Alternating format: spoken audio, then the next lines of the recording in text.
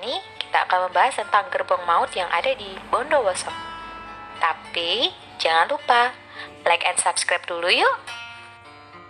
Pasti di antara kalian yang bertempat tinggal di Jawa Timur tidak asing dengan nama Bondowoso. Salah satu peristiwa sejarah ternyata pernah terjadi di tempat itu. Hari itu 23 November 1947 atau beberapa bulan setelah agresi militer Belanda I, sebanyak 116 pejuang Indonesia ditangkap Belanda. 3 tahun sejak Indonesia merdeka, bukan berarti kemerdekaan penuh telah tergapai. Belanda menyatakan sikap belum rela melihat negara jajahannya meraih kedaulatan. Belanda berusaha menguasai aset-aset penting Indonesia, salah satunya ialah jalur perkereta-apian. Ratusan pejuang yang ditangkap Belanda kemudian diarak ke stasiun Bondowoso. Para pejuang yang tertangkap itu sebelumnya ditahan di penjara Bondowoso. Pada hari nahas itu, Belanda bermaksud memindahkan para tawanan pro kemerdekaan Indonesia ke penjara Bubutan di Surabaya. Tujuan Belanda membawa para tawanan pro kemerdekaan Indonesia menuju Surabaya ialah untuk menjalani pemeriksaan lanjutan. Selain itu juga untuk mencegah para tawanan mengulangi perbuatannya serta mencegah mereka melarikan diri dari penjara. Nah, dari stasiun Bondowoso itulah para tawanan diangkut dengan gerbong pengangkut barang menuju ke Surabaya. Saat itu, ada 3 gerbong yang digunakan oleh Belanda. Ketiga gerbong itu adalah gerbong dengan kode GR 10152, GR 4416, dan GR 5769. Gerbong yang pertama digunakan untuk mengangkut 38 orang tawanan. Gerbong kedua mengangkut 29 tawanan dan gerbong ketiga diisi oleh 33 orang tawanan. Pada saat itu, perjalanan yang ditempuh dari stasiun Bondowoso ke stasiun Wonokromo di Surabaya membutuhkan waktu sekitar 16 jam.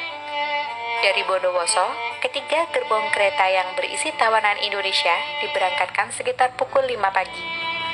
Rombongan kereta itu sampai di Surabaya sekitar jam 8 malam.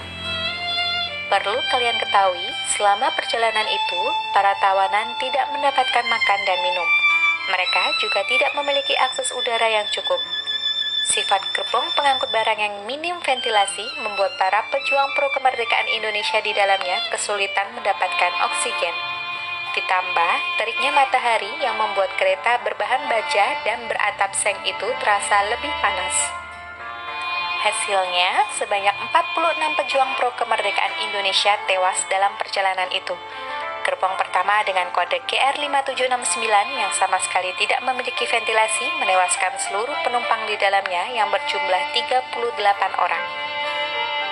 Sedangkan di gerbong kedua dan ketiga, total tawanan yang tewas ada 8 orang.